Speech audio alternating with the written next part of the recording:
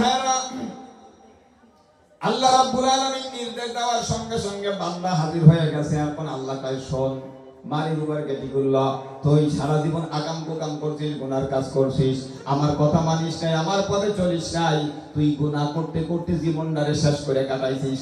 তওবা করলে হয়তো আমি আল্লাহ মাফ করতাম বা না করতাম, একটা কিছু হতো। তুই তওবা না করে মরার সময় আর একখান টিক্কা দিয়ে গেলি, বলাই যাবি, এখন তোর ফাটাই ফেলাবো। শুনতেছেন আপনার? আচ্ছা বলেন, ওর যার কোনো কায়দা আছে? র্যাবের হাতে আসামি ধরা হয়ে গেছে। আমার ভাইরা, আল্লাহর দরবারে এখন থরথর করে কাঁপতে আছে আর বলে, আল্লাহ, আমি সারা জীবন এত গুনাহ করছি, এত নাফরমানি করছি, আমি নিজে বুঝছি আমার জাহান্নাম ছাড়া কোনো জায়গা নাই। মাবুদ রে, যখন মানুষ বড় আসামি হয়ে যায়, ক্রস ফায়ারের অর্ডার হয়ে যায়, হঠাৎ করে যদি দেখে 4-5টা র্যাবের গাড়ি, পুলিশের গাড়ি, মিলিটারি গাড়ি টপ টপ করে নামতেছে, গাড়িতে থামাইয়া ওর দিকে দপ দপ করে আসতেছে, ওর কিন্তু এই হুঁশ জ্ঞান থাকবে না যে এই পুকুরের পানির মধ্যে ডুব দিলে আমার খাজবে, চুরি কবে, খাজুরির খেয়াল থাকবে না। কি খাজুরি মাজুরি, ও কি খাজুরির কেটার মধ্যে লাভ দিয়ে পড়ে, পায়খানার মধ্যে দিয়ে পড়বে, ওর হুঁশ থাকবে না। কথা বলেন ঠিক কি না? আল্লাহ, এত গুনাহ করছি, তোমার জাহান্নামের কথা আমার যখন মনে পড়ছে, ভয়তে যে কোন দিক পলাবো, কোন দিক দৌড়বো, বাঁচার জন্য কি করবো বুঝে পারি নাই। আল্লাহ, যা আমি করছি, ছেলে মেয়েদেরকে যা ওসিয়ত করছি, যেই পথ অবলম্বন করছি, আমি একমাত্র তোমার জাহান্নামের ভয়তে করছি। আমার দয়ার মাওলা যে কেমন দয়ার মাওলা, এই একটা কথায় আমার মাওলার রহমতের দরিয়ার মধ্যে একটা তুফান শুরু হয়ে গেছে। যেই বান্দা আমি আমার কুদরতি হাত দিয়া বানাইলাম, বান্দা যদি জাহান্নাম থেকে বাঁচার জন্য দৌড়ায়, ওই বান্দারে ধৈর্য না কেমনে আমি মাওলা সেই আগুনের মধ্যে ফেলাবো। আল্লাহু আকবার। আল্লাহ রাব্বুল আলামিন বলেন, যেই বান্দা জাহান্নাম থেকে বাঁচার জন্য চায়, আমি তার জাহান্নামে আর ফেলতে পারি না, তখন আমি আল্লাহ দয়ার মাওলা থাকতে পারি না। যা তুই যদি আমার জাহান্নামের আযাবকে ভয় করে থাকিস, তোকে আমি আল্লাহ তোর একটা কথার কারণে জীবনের সব অন্যায় অপরাধ আর গুনাহগুলোকে মাফ করে তুই যেই জাহান্নাম থেকে বাঁচার জন্য চাইছিস, এই জাহান্নাম থেকে মুক্তি দিয়া জান্নাত দিয়া দিলাম। লা ইলাহা ইল্লাল্লাহ, লা ইলাহা ইল্লাল্লাহ।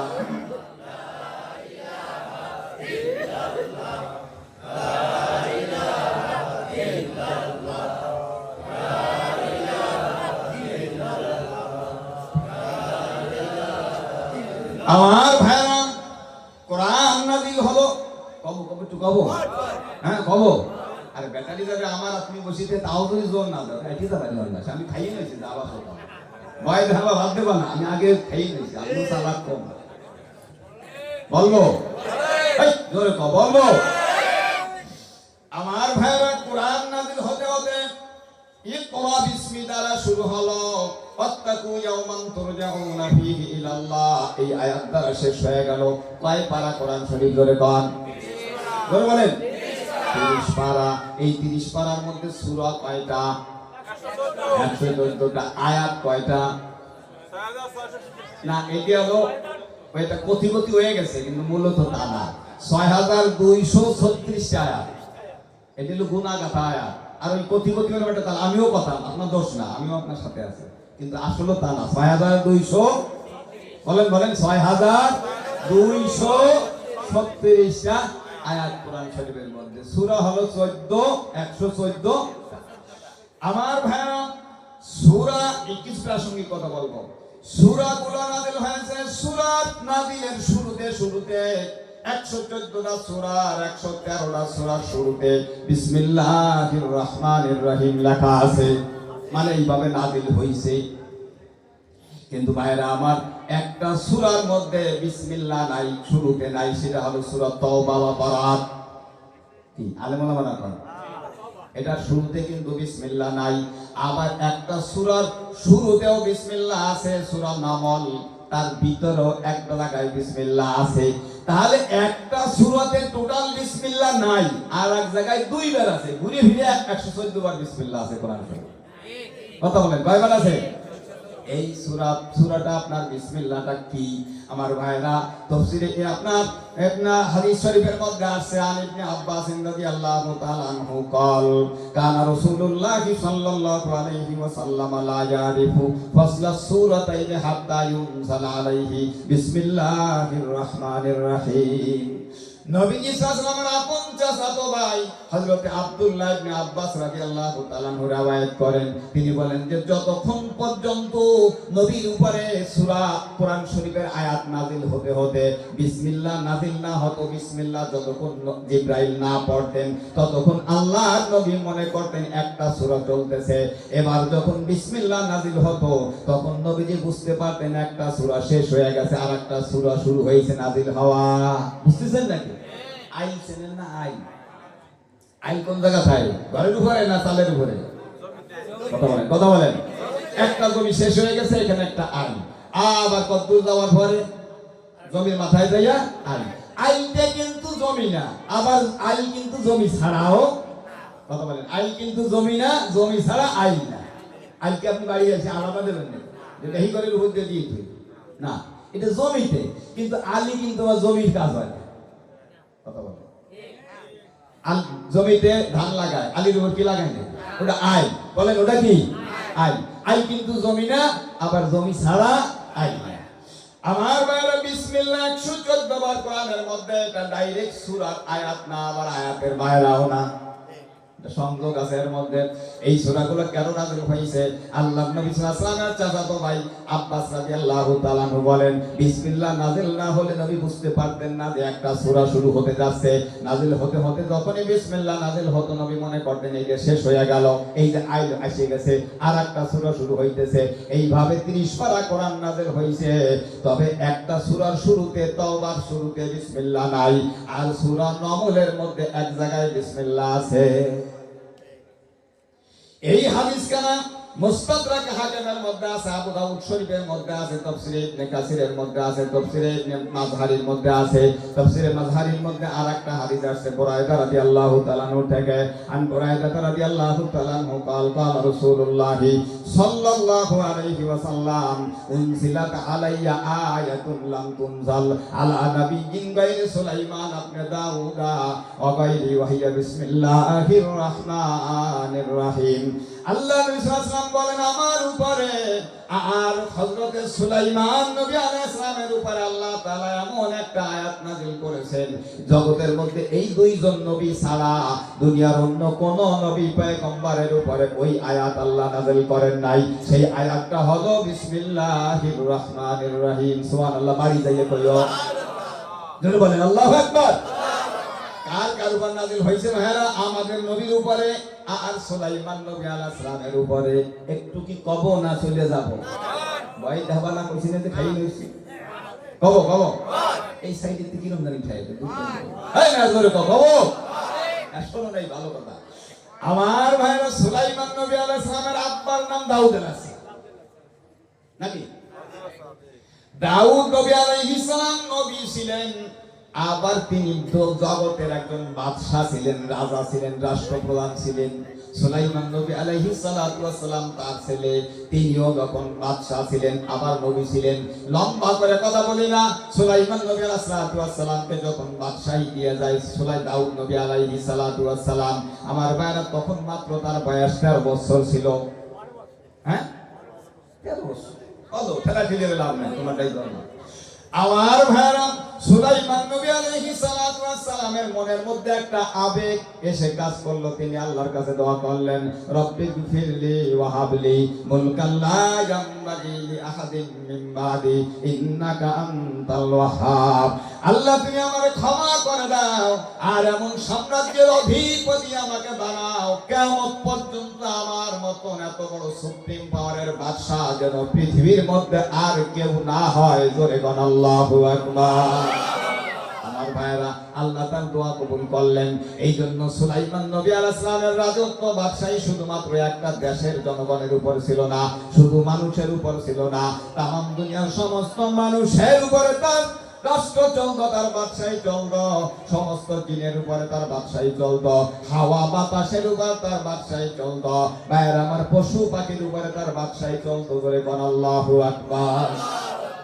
ভাইয়ের বর্তমান যুগের প্রেসিডেন্ট, রাষ্ট্রপতি আমেরিকা, রাশিয়া সহ হয়তো অতিরিক্ত একটা প্লেন নিয়ে এসে চলতে পারে। সুলাইমান নবী আলাইহিস সালাম সেই যুগের মানুষ, সেই যুগে জগতে প্লেন ছিল না, কিন্তু তারপরেও তিনি কিভাবে চলতেন?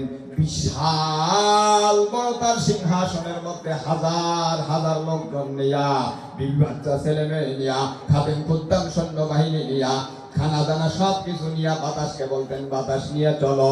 কোরআন শরীফের ভাষায় 1 মাসের রাস্তা 1 সকাল বেলা তিনি পৌঁছাইয়া যাইতে। কি পাওয়ার খাটাই গেছেন সুলাইমান নবী আলাইহিস সালাম।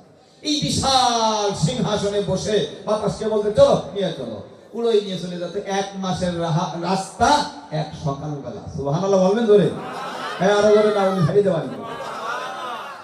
আমার ভাইরা, সমস্ত পশু পাখি তার কথা শুনতো, সমস্ত পশু পাখির কথা তিনি বুঝতে পারতেন। সুলাইমান নবী আলাইহিস সালাতু ওয়াস সালাম তাফসীরের কিতাবের মধ্যে লেখছে, একবার তিনি পাবনার সিংহাসন থেকে নেমে পথ বরজে পায়ে হেঁটে মক্কা শরীফ থেকে তায়েফের দিকে যাচ্ছিলেন। যেতে যেতে একটা এলাকায় তিনি পৌঁছে গেলেন, সেই জায়গাটায় পিপিলিকার আস্তানা বেশি, পিপিলিকা পিঁপড়ে থাকে বেশি। 3 মাইল দূরে থাকতে, কয় মাইল? জোরে বলেন। 3 মাইল দূরে এখনো সুলাইমান আসলাম তার সৈন্যদেরকে নিয়া, আর এই দিকটা পিপিলিকা দেখতে পাইছে সুলাইমান নবী আসলাম সৈন্যদেরকে নিয়া পায়ে হেঁটে আসতেছে। ওই পিপিলিকার মধ্যে যেই পিপিলিকা রাষ্ট্র আপনার তাদের রাজা ছিল, সে তখন অন্য অন্য প্রজা পিপিলিকাদেরকে গর্তে যাওয়ার জন্য তখন বলেছিল, ইয়া আইয়ুহান নামলু দুখুলু মাসাকিনাকুম লা ইয়াহতিমান্নাকুম সুলাইমান ওয়া জুনুদুহু ওয়া হুম লা ইয়াশউরুন। আল্লাহু আকবার। পিপিলিকা তার প্রজা পিপিলিকাদেরকে ডাকে বলে, ও পিপিলিকা দল, আল্লাহর জলিল কদর পয়গম্বর সুলাইমান নবী আলাইহিস সালাম তার সৈন্যদেরকে নিয়ে পায়ে হেঁটে আসতেছেন। তোমরা ছোট ছোট প্রাণী তারা দেখতে পারবেন না, তাদের পায়ের নিচে পড়লে পদদলিত হয়ে সব তোমরা নিষ্পেষিত হয়ে মারা যাবা, তোমরা ঘরতে গিয়ে পলাও। 3 মাইল দূর থেকে একটা পিপিলিকা বা কত বড় হতে পারে, তার গালটা বা কত বড় হতে পারে, আওয়াজটা বা কত হতে পারে, কি বলছে আল্লাহ পাকের পয়গম্বর 3 মাইল দূর থেকে তাও শুনে ফেলাইছে। সুবহানাল্লাহ বলেন। আমার ভাইরা, ফাতাবাসসামা দাহিকাম মিন কাওলিহা ওয়া ক্বালা রাব্বি আউজি'নি আন আশকুরা নি'মাতাকাল্লাতী আন'আমতা আলাইয়া ওয়া আলা ওয়ালিদাইয়া ওয়া আন আমালা সালিহান তারদাহু ওয়া আদখিলনি বিরাহমাতিকা ফি ইবাদিকাস সালিহিন। আমাদের দেশের একটা সাধারণ নিয়ম, এটুকুই মানে করে। আমার ভাইরা, আপনার সঙ্গে আমার একটু বাদাবাদি আছে।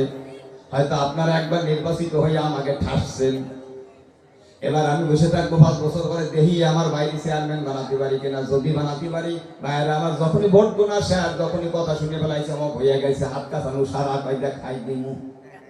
কথা না কেন? কথা বলেন। শুকর আদায় করে, আলহামদুলিল্লাহ পর্দার কেন? আলহামদুলিল্লাহ, আল্লাহ বানাইছে আমাদেরকে, আল্লাহ তোমার রহমত, তা না কইয়েই হাত কাছানো সারা খাই। এ হলো শুকর। কথা বলেন ঠিক না? আমার ভাইরা, এত বড় পাওয়ার, এত বড় নিয়ামত কোথায়? 3 মাইল দূরে পিপিলিকায় তার প্রজাদেরকে গর্তে যাওয়ার জন্য বলছে। সুলাইমান নবী আলাইহিস সালাম এই আওয়াজটা শুনছেন, বুঝতে পারছেন। আল্লাহু আকবার। তিনি অহংকারে ফেটে পড়েন নাই যে আমার মতন জগতে আর কেউ নাই, আমি একা, এরকম কিছু মনে না কইরা সুলাইমান নবী আলাইহিস সালাম প্রথমে মুস্কি হাসিতেছেন, তারপরে আর একটু জোরে হাসিতেছেন। এরপরে বলেন, আল্লাহ তুমি আমার তৌফিক দান করো, আমি যেন তোমার এই নিয়ামত পেয়ে গর্বে ফেটে না পড়ি। তুমি আমার উপরে আর আমার আব্বা মার উপরে যেই নিয়ামত নাযিল করেছো, যা কিছু দিয়েছো, এর জন্য কৃতজ্ঞতা প্রকাশ করতে পারি, আল্লাহ তৌফিক দান। দেখছেন, তাকে গতি কোন দিক আর আমাকে গতি। আমার ভাইরা, সুলাইমান নবী আলাইহিস সালাতু ওয়াস সালাম একবার সিংহাসনে ইস্তাখার নামক এলাকায় গেছেন। মায়েরা, ওখানে যাইয়া সুলাইমান নবী আলাইহিস সালামের নিয়ম ছিল, কোন জায়গায় যদি উনি অবস্থান করতেন তাহলে লোকজনগুলোকে বলতেন, আমার লোক আছো কিনা, সবাই আছো কিনা, হ্যাঁ ঠিক আছে। এই পশু পাখিগুলো আছে কিনা, হ্যাঁ ঠিক আছে। পাখিগুলো আছো কিনা, আছে, সব ঠিক আছে। এই ওনার পাখির ভিতরে একটা হুদহুদ পাখি ছিল। এই আসলে হয়তো এ যাক ও হবে হবে ছাড়িয়ে দিতে বলি জায়গায় বাড়ি ছাড়িয়ে দেবো, তুমি সিটির সাথে বাড়ি খাবা, আমি আইটিয়ে দেবো, গাড়ি আমি থামাই দিতে পারি, জায়গায় থামাই দেবো। কবো কবো বুড়ো কাকা কবো কবো দেখেন বুড়োকে পাস পালো জাপানি ভাস তো। আমার ভাইরা সুলাইমান নবী আলাইহিস সালামের কাছে হুদহুদ পাখি ছিল। এই পাখিটার কারবার ছিল, উনি যখন কোন একটা জায়গায় কাফেলা নিয়ে ওনার সৈন্যদেরকে নিয়ে অবস্থান করতেন, আল্লাহু আকবার, হুদহুদ পাখিটা যখন আকাশে উড়ে যেত, প্লেনগুলো কিন্তু 950 1000 মাইল কিলোমিটার উপর দিয়ে যায় সব সময়ের জন্য। এরকম হুদহুদ পাখিটা একে টান দিয়ে আকাশের উপরে চলে যেত। আল্লাহর কি কুদরত, হুদহুদ পাখি উপরে যাওয়ার পরে সে নিচের দিকে তাকাইলে দেখতে পারতো মাটির নিচে কোন জায়গায় পানি আছে। আল্লাহর খেলা, এগুলো যুক্তি দেব বুঝার। সুলাইমান নবী আলাইহিস সালামের কাছে এসে সংবাদ করতে আল্লাহর পয়গম্বর এই জায়গায় পানি আছে, এই জায়গায় খুঁজলে পাওয়া যায়। ওনার সঙ্গে জিন থাকতো, উনি বলতেন জিনদেরকে এটা খুঁজে ফেলাও। জিনদেরকে বলার সাথে সাথে 2 মিনিটের মধ্যে কুয়ো বানাই ফেলাতো, পানি পেত, এগুলো পান করতো, এগুলোতে ওযু গোসল করতো, যা করার সব কিছু ওখান থেকে করতে পারতো। সুলাইমান নবী আলাইহিস সালাম অবস্থান করলেন সৈন্য দিয়া, লোকজন নিয়া। এবার হুদহুদ পাখিকে আমি একটু উড়িয়ে আসি। উড়তে যাইয়া সৌদি আরবের উপর দিয়া, সৌদির দক্ষিণে ইয়ামানের দিকে দৃষ্টি পড়ছে, দেখে সুজলা সুফলা বাংলাদেশের মতন সুন্দর একটা রাষ্ট্র দেখা যায়। আমি একটু ওই দিকে যাই ঘুরে আসি। বাইরে আবার ঘুরতে গেছে, ওই এলাকার ইয়ামানের একটা পাখি, হুদহুদ পাখির সঙ্গে তার দেখা হইছে। 2 পাখি মিলে এবার কথাবার্তা বলে, ভাই কোন জায়গা থেকে আসছো, তোমার পরিচয় কি? সুলাইমান নবী আলাইহিস সালামের হুদহুদ পাখি বলে, আমি আসছি এমন একজন বাদশা যার প্রভুত্ব সারা জগতের উপরে চলে, তিনি হাওয়া বাতাসের বাদশা, সব কিছুর বাদশা। সুলাইমান নবী আলাইহিস সালামের বর্ণনা দেওয়ার পরে ওই হুদহুদ পাখি বলে, তোমার বাদশার সম্পর্কে যা বলছো তা বড় কঠিন কথা, তবে এই ইয়ামানের মধ্যে একটা রানী রয়েছে, সেই দেশটাকে শাসন করে, তার ক্ষমতাও কম না, সেও বড় দাপটের রানী। ভাইরা আমার, এবার সেই দেশটা যাওয়ার জন্য গেছে। এই হুদহুদ পাখিটা ঘুরতে ঘুরতে ঘুরতে তার সব কিছু দেখে আসছে, এতে দেরি হয়ে গেছে, এই দিকটা পানির সন্ধান নাই। সুলাইমান নবী আলাইহিস সালাম রাগ হয়ে গেছে, এও কোথায় গেল? ওয়াতাফাক্কাদাত তায়রা ফাকালা মা লিয়ালা আরাল হুদহুদা আম কানা মিনাল গায়িবিন। দেখেন, বুঝেন কোরআন আল্লাহ কেন নাযিল করছে। হুদহুদ পাখিকে সংবাদ নিয়ে পাইছে না। সুলাইমান হুদহুদের দোষটা না দিয়ে বলতেছেন, মা লিয়া, আমার কি হইছে রে, আমি হুদহুদকে দেখি না। হুদহুদের কি হইছে, কোথায় গেল? কথা তো এরকম হবে, কথা বলেন না। ডিসি সাহেব কি কবে নাকি রে ও কোথায় গেল, এরকম বলবে না নাকি? না বলে আচ্ছা আমার কি হলো, ব্যাপার কেন, হুদহুদকে দেখতেছি না কেন? দোষটা কার উপর যাওয়া? আমার ভাইরা, সুলাইমান নবী বললেন যে আমার কি হলো, হুদহুদ আমি দেখি না, নাকি সে অনুপস্থিত, এখানে নাই। শেষ পর্যন্ত তালাশে ওই জায়গায় বের হলো, পশু পাখি আরো যা আছে তাও দেখলো, দেখতে দেখতে দেখে যে সব ঠিক আছে, একটা হুদহুদ পাখি নাই। সুলাইমান নবী বললেন যে আমার পারমিশন ছাড়া কোথায় গেল?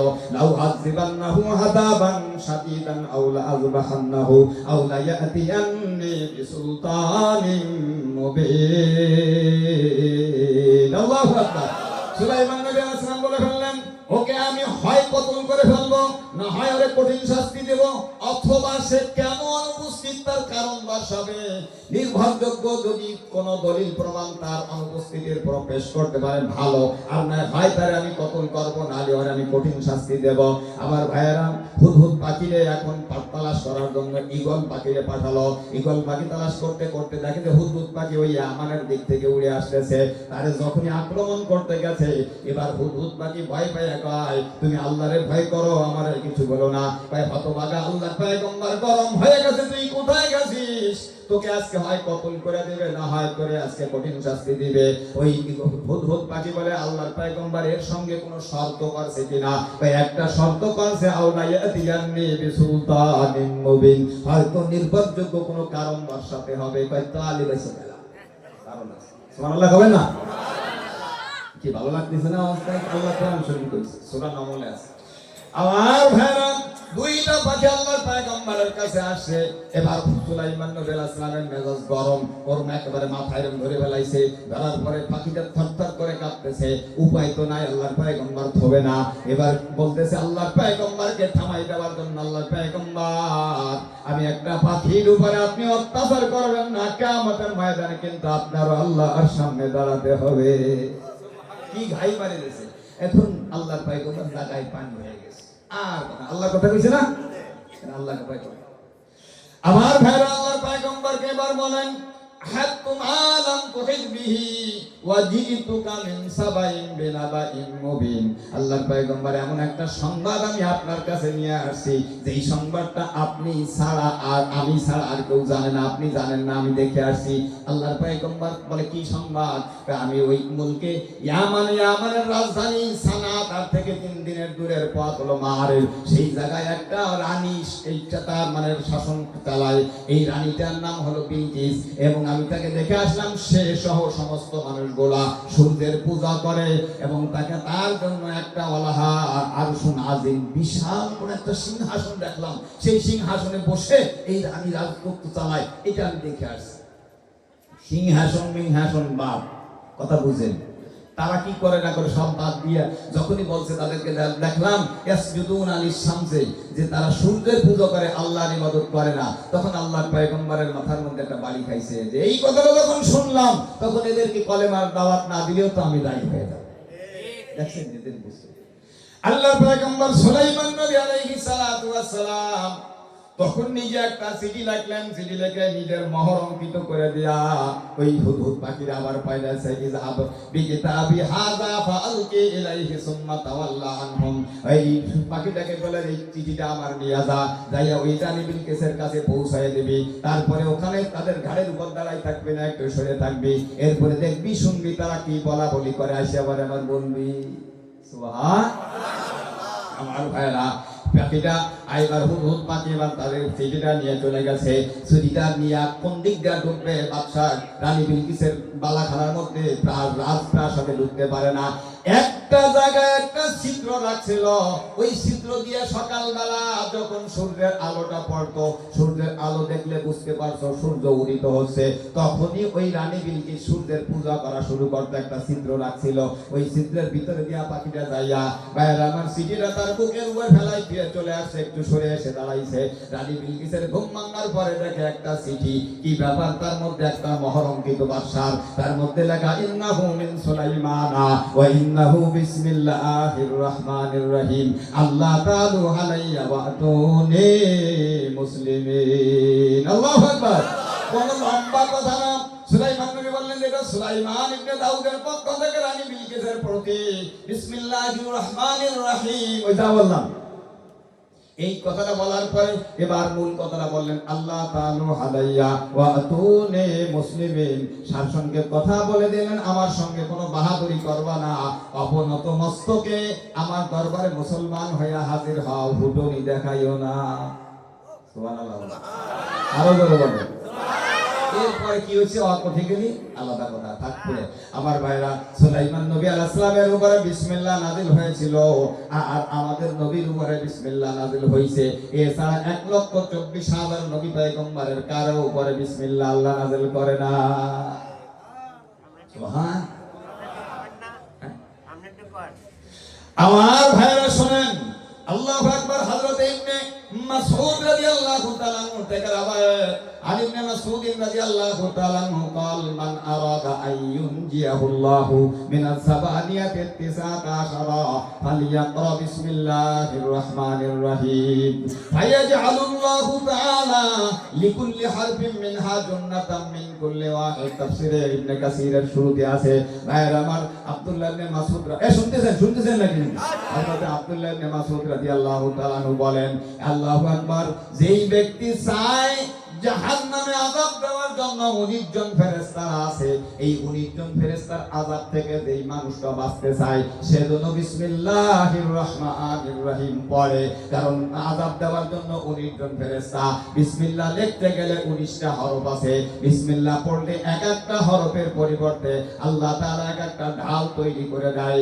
এই ঢালের বিনিময়ে ওই বান্দা জাহান্নামের 19 জন আযাবের ফেরেশতা আযাব থেকে নাজাত পাইয়া যায়। عن ابي بكر الصديق رضي الله تعالى عنه قال قال رسول الله صلى الله عليه وسلم من قال بسم الله الرحمن الرحيم كتب الله له আল্লাহ নবী সাল্লাল্লাহু আলাইহি ওয়াসাল্লাম বলেন যে ব্যক্তি বিসমিল্লাহির রহমানির রহিম পড়ে আল্লাহ রাব্বুল আলামিন তার আমলনামার মধ্যে কাতাবাল্লাহু লাহু হাশরাতা আলাফা হাসানাতান, তার আমলনামায় 10,000 নেকি আল্লাহ লিখে দেন। তার আমলনামা থেকে 10,000 গুনাহ আল্লাহ মিটাইয়া দেন, maaf করে দেন, মুছা দেন। আবার 10,000 মর্তবা আল্লাহ বিসমিল্লাহর মাধ্যমে তার বাড়াইয়া দেন। সব কাজে বিসমিল্লাহ। আবু হুরায়রার riwayat নবী হুরায়রা রাদিয়াল্লাহু তাআলা আনহু قال قال رسول الله صلى الله عليه وسلم كل امر ذي بال لم يبدا فيه بسم الله الرحمن الرحيم اقطع। আবু হুরায়রা বলেন এই হাদিস কালাম তাফসীরে মাজহারির মধ্যে আছে যে ব্যক্তি প্রতিটি ভালো কাজের শুরুতে বিসমিল্লাহির রহমানির রহিম পড়ে না, এমনি বিসমিল্লাহ ছাড়া কাজ শুরু করে দেয়, ওই কাজটার থেকে বরকত আল্লাহ তাআলা নিয়ে যায়। আল্লাহ যদি বরকত নিয়ে যায় তোরা 14 বাপ বেটা খাটবি, বটিয়া টানবে না, আওয়াজ হবে না। ভাইরা আমার বরকত একটা জিনিস আছে না? আছে। কথা শেষ না, লম্বা কথা বলবো। আছে না? আছে। দেখবেন বরকত কি, একটা হলো ভাটিতে নৌকা দেওয়া, বটিয়ে 2 টান দাও 5 টান আগুন যায়। এই না কথা বল, পানি খেয়ে না তোমার। আর একটা হলো পানি বাসে তোমার এই মোহ, তখন তুমি বটিয়ে টানবা, যে টুকটা নিয়ে আগতি যাও তা যেন হাসবে। কব আর একটু কব, এতটুকু শেষ করে দেবো। আমার ভাইরা দেখবা আলেম ওলামারা মসজিদে ইমামতি করে, কয়টা টাকা বেতন পায়? 4,000, 5,000, 4,500, 6,000, মানে রীতিমতো চায় না।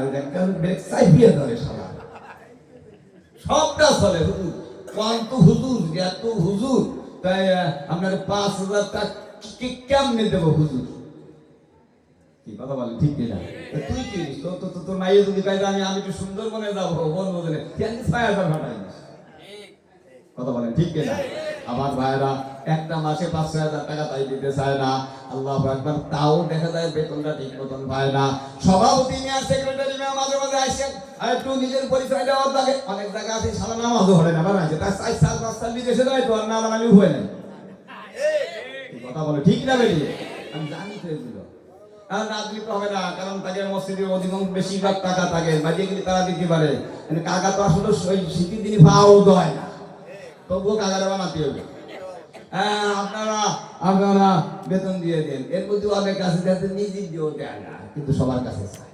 তারপরে বাহি এরপরেও দেখবেন যে ভাইরা কয়টা টাকা বেতন হয়, এরপরেও দেখা যায় যে হুজুর কিছু আমরা কিন্তু সবসময় তেল তেলে থাকে, ঘর শুষে ধরে বলেন লোন দিয়ে পান চাবা 3 আলে থাকে, সরকারি নিয়ে চাবাকার দরকারি নিয়ে চাবা, কি নিয়ে চাবাকার ভাবি দিক আর যে দিক, হুজুর একটু চা খাইয়ে জানি একটু পান চাবাই যায়, পরে চাওয়াতে অসুবিধা কি? চাওয়াতে কালে উনি কয় ঘর ফোড়ার মধ্যে আগুন ফোড়া দিতে। কথা বলেন ঠিক কিনা? এটা বরকত। এটা কি জোরে বলেন? আবার অনেকে আছে ড্রাইভারি চাকরি করে, ঢাকায় খায়, বেতন কত দেয় তোরে? কয় আমার 1,020 টাকা দেয়, তেল মেল ভাড় চুরি উড়িয়ে প্রায় 27,000 টাকা পাঠায়। এরপরে দেখা যায় 17 তারিখের পরে দিয়ে 36 মাস ওই সুফই রয়েছে। এই কথা বলে আর সুফনি যায় না, কারণ ওর মধ্যে বরকত নাই। ও বিড়িটা নিয়ে বেড়াবে, গাঁজাটা নিয়ে বেড়াবে, বাবা খায়, দাদা খায়, কাকা খায়, তো হবে কি কসুস ছাড়া? কথা বলেন ঠিক কিনা? কাকা ইসাস তোরা হুজুর যা করে গেছে এইটুকু তাই হবে। হুজুর কইছে এই মাদ্রাসার জন্য আপনার একটু সাহায্য করা লাগবে, কোন আওয়াজ আর জিনিস করে দেবে। কাকা কইছে যে সুলাইমানের আবার করানি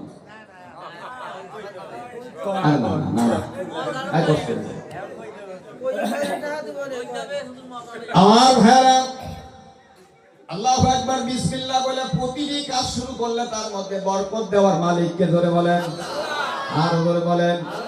আল্লাহ পাক বরকত দেবে। এটা কোরআন শরীফের মধ্যে আছে, মান আমিলা সালিহাম মিন যাকারিন আও উনসা ওয়া হুয়া মুমিনুন ফালানুহইয়ান্নাহু হায়াতান তাইয়্যিবা ওয়া লানাজজিয়ান্নাহুম বিআহসানি মা কানু ইয়ামালুন। আল্লাহ কয় যে ইমানদার নরনারী নেক আমল করে, সকালবেলা উঠা ওযু করে, গোসল করে, নামাজ পড়ে, তাসবিহ পড়ে, জিকির করে, কোরআন পড়ে, আবার হালালভাবে জীবন যাপন করে, সব সময় সে আমি আল্লাহর নির্দেশিত পথে জীবন যাপন করে, ফালানুহইয়ান্নাহু হায়াতান তাইয়্যিবা, তার দুনিয়ার জিন্দেগিটা আমি আল্লাহ সুখময় করে দেব। আর শুধু দুনিয়ার জিন্দেগি শেষ হয়ে গেলে আখিরাতের জীবনে আমি আল্লাহ তার জান্নাতে নিয়ে যাব। আমার ভাই আল্লাহ বলেন, ওমান আরাদা আন যিকরি ফাইন্না লাহু মাঈশাতান দানকা ওয়া নাহশুরুহু ইয়াওমাল কিয়ামাতি আমা ক্বালা রাব্বি লিমা হাশারতানি আমা ওয়া ক্বাদ কুনতু বাসীরা ক্বালা কাযালিকা আতাতকা আয়াতুনা ফানাসিতাহা ওয়া কাযালিকাল ইয়াওমা তুনসা। আল্লাহ আরাদা মানে পৃষ্ঠ প্রদর্শন করা, ঘাড় ফিরে নেওয়া। মসজিদে জামাত চলে, ওখান থেকে বক বক বক বক করতে চলে যাও, তোমার ঘাড় ফিরে নিয়ে গেলা, মসজিদে ঢুকলা না, ভালো কাজের মধ্যে তুমি গেলা না, ভালো কোনো কাজ তুমি করলা না, আল্লাহর বিধান থেকে ঘাড় ফিরে নেলা। আল্লাহ বলে তাকে আমি আল্লাহ দুনিয়ায় সংকীর্ণ জীবন দেব, অশান্তির জীবন আমি আল্লাহ তাকে দিয়ে দেব। আর কিয়ামতের ময়দানে যখন হাসরের মাঠে উঠবে, আমি অন্ধ হয়ে উঠাবো।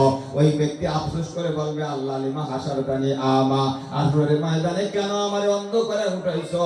আল্লাহ বলবে, তুই দুনিয়ায় চোখ থাকলেও অন্ধ ছিলি, বিদায় করে হাসরের মাঠেও ডাইরেক্ট অন্ধ বানালা। দুনিয়ায় দেখবেন ভাইরা, অনেকে আছে, চরমনার মরহুম হিসাবুল রহমতুল্লাহ আলাইহি বলতেন প্রায় যে অনেক কৃষক হাল চাষ করে আসে, কষ্ট করে আইসে গরুগুলো থুইয়া গাছের সাথে মাথা বাঁধাই দিয়ে যে শুয়ে পড়ে, শুয়ে পড়ার সাথে সাথে 1.5 মিনিটের মধ্যে আর ওই কোটিপতি শিল্পপতি নামাজ নাই, রোজা নাই, ওযু নাই, গোসল নাই, ওরা শুয়ে শুয়ে চিন্তা করে কাড্ডা মাইরে খাবো, কাড্ডা তৈরি খাবো। কথা ঠিক কি না? এই শালাকে ঘুম তো আসে না। শেষ টাইমে আল্লাহ কয়, তুই কোটি কোটি টাকা পরের তা মাইরে ধরে খাইছিস, তোর এমন রোগ দিয়ে দিলাম, তোর এখন খালি যাও খাওয়া লাগবে। আর এমন রোগ দেয়, ডাক্তারে কয় যাও খাইও, আর নাই মরছো, তো খালি দেয় না। কথা বলেন ঠিক কি না? আর শান্তি আছে ওই যে আল্লাহ কয়। শুধু তাই নয় ভাইরা আমার, এই বড় আপনার না, আপনার আল্লাহর পথে যারা চলে না, উপরে ফিটপাট ভিতরে সতর্কাত, একটা কথা বলেন, আর পিরাইটাই ওর মধ্যে অশান্তি। এই কোটিপতি শিল্পপতির বউ তার কথা শোনে না, বউ তারে মারতে যায়, বউ চলিয়ে যেতে চায়, মাইয়ে চলিয়ে যেতে চায়, এই অশান্তির মধ্যে আছে। দেখা যায় যদিও 10 তলা 20 তলা বিল্ডিং এ থাকে, 2 কোটি 5 কোটি টাকার গাড়িতে চলে, ওর মধ্যে ভাইয়ের আমার জন্ডিস পাইকে গেলি যে অবস্থা, তাই হয়ে গেছে, শান্তি নাই। শান্তি কিসে দেবে কে? জোরে বলেন, কে দেবে? জোরে বলেন, বরকত দেবে কে? আল্লাহ। আল্লাহর পথে চলা লাগবে। কার পথে চলা লাগবে? আল্লাহর পথে চললে আল্লাহ দেবে। আমার ভাইরা, আপনার এই মাদ্রাসাটা আমি আগেও কয়েকবার আছি না, আরো 2বার আছে, এই 3বার হয়ে গেল। তাহলে ভাইরা, এই মাদ্রাসা যদি থাকে, বিসমিল্লাহ শুনতে পারবো, সুলাইমান শুনতে পারবো, রয়ে গেছে কিন্তু মেলা হানি।